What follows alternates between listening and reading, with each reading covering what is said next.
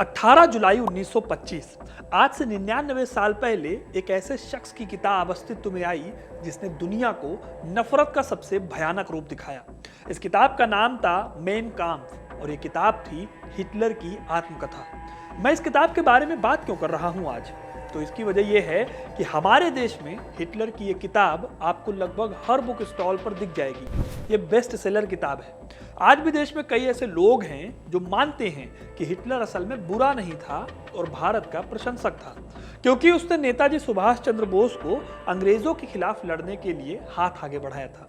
फिर उसकी Nazi party स्वास्तिक चिन्ह का इस्तेमाल करती थी और हिटलर मानता था कि आर्य दुनिया की बेस्ट नस्ल है। लेकिन क्या आपको पता है कि हिटलर भारत के आर्यों से नफरत करता था? इस वीडियो को पूरा देखने के बाद आपको पता चलेगा कि भले ही हिटलर के झंडे में स्वास्तिक था, लेकिन इंडियंस के लिए उसके मन में कोई सम्मान नहीं था। इंडियंस से नफरत करने के पीछे की वजहें क्या थी, ये जानने के लिए वीडियो को एंड तक देखिएगा, क्योंकि अपना इतिहास नहीं जानोगे तो खुद को कैसे पहचानोगे। जर्मनी में हिटलर जब अपनी तानाशाही को मजबूत करने में लगा हुआ था, तब 1920 में उसने म्यूनिख की पार्टी मीटिंग में एक बात कही। ब्रिटिश भारत पर इसलिए राज कर पाए क्योंकि वो बेहतर नस्ल के लोग थे। अब ये बात बहुत कंफ्यूजिंग थी। इसकी वजह यह थी कि हिटलर आर्यों को सर्वश्रेष्ठ मानता था और भारत में आर्य रहते थे, वो आर्य जिन पर अंग्रेज कब्जा करके बैठे थे। तो सवाल आता है कि हिटलर ने अंग्रेजों का साथ क्यों दिया? दरअसल हिटलर पर यूरोप के दो लोगों का इंपैक्ट था। एक थे स्टीवर्ट चेम्बरलेन और दूसरे थे अल्फ्रेड रोजनबर्ग। इन दोनों ही फिलोसोफर्स ने हिटलर के दिमाग में आर्य नस्ल सबसे श्रेष्ठ होती है इसका भाव डाला था। चैम्बरलेन नस्लवाद यानी रेसिज्म का समर्थक था। उसने भारतीय धर्मशास्त्रों को पढ़कर दावा किया कि भारत में पहुंचे पहले लोग असल में जर्मन थे। ये लोग फादरलैंड यानी जर्मनी से निकलकर एशिया के अलग अलग इलाकों में बस गए थे।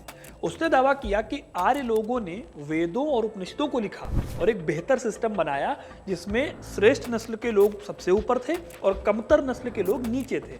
यानी कि यहाँ पर वर्ण व्यवस्था और जाति व्यवस्था की बात हो रही थी। हिटलर इनको अपना गुरु मानता था, इसलिए ये बातें हिटलर के लिए किसी जड़ी बूटी से कम नहीं थी।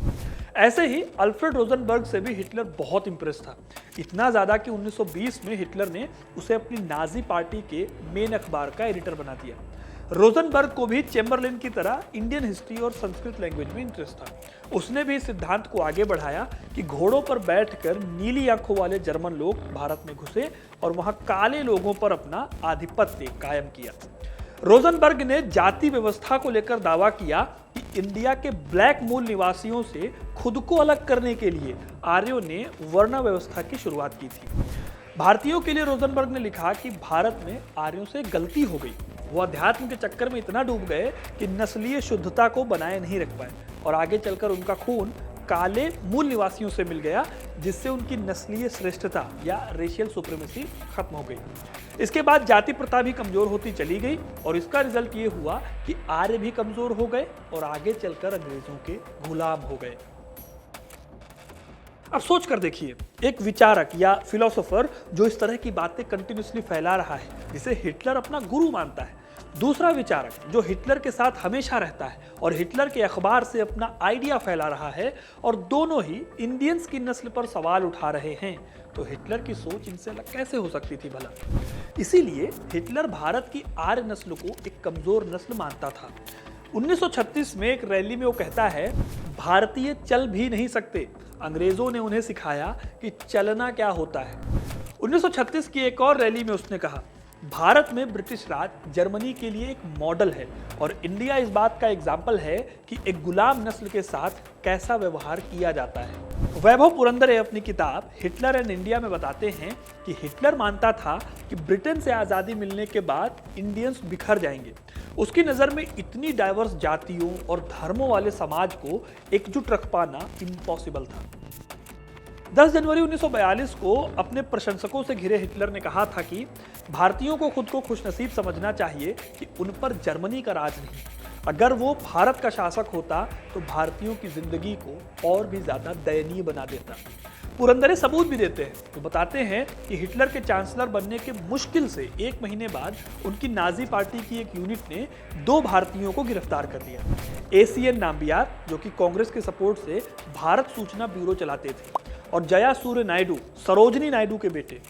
जब ये दोनों अरेस्ट हुए तो हिरासत में दोनों के साथ बुरा सलूक किया गया और आखिर में उन्हें जर्मनी छोड़ने के लिए कहा गया। कम्युनिस्ट होने के झूठे आरोपों पर गेस्टापो द्वारा गिरफ्तार किए गए एक दूसरे भारतीय डीके गुप्ता भी थे, जिन्होंने 18 महीने जेल में बिताए। जर्मनों ने रविन्द्रनाथ टैगोर के सबसे बड़े भाई के पोते सौमेंद्र नाथ टैगोर को भी इसी तरह अपमानजनक आरोप में गिरफ्तार किया कि वो हिटलर की हत्या की साजिश रच रहे थे। इस तरह हिटलर की इंडियंस को लेकर सोच वो जग जाहिर थी। भारत में जो फ्रीडम मूवमेंट चल रहा था उसको लेकर भी हिटलर का मानना था कि ये एक तरह का ऊंची नस्ल के खिलाफ नीची नस्ल के लोगों का विद्रोह था। हिटलर ने तो वायसराय लॉर्ड इरविन को यह भी सलाह दी थी कि गांधी को गोली क्यों नहीं मार देते। लेकिन अब आपके मन में सवाल आ रहा होगा दोस्तों कि फिर हिटलर ने सुभाष चंद्र बोस से मुलाकात क्यों की। दोस्तों ये सच है कि मई 1942 में नेताजी सुभाष चंद्र बोस हिटलर से मिले थे, लेकिन इस मुलाकात के लिए नेताजी ने कई बार नाकाम कोशिशें भी की थी। पहले तो हिटलर को भारत की आज़ादी से कोई मतलब ज़्यादा था नहीं, लेकिन फिर जब सेकेंड वर्ल्ड वॉर में अमेरिका भी जंग के मैदान में उतर गया तो हिटलर को लगा कि ब्रिटेन को उलझाने के लिए भारत की आज़ादी के आंदोलन का साथ दिया जा सकता है। यही नहीं, 1945 में जब हिटलर की वजह से जर्मनी वर्ल्ड वॉर हारने ही वाला था, तब भी उसे लगता था कि अगर भारत में विद्रोह चरम पर पहुंच जाए तो ब्रिटेन कमजोर हो सकता है।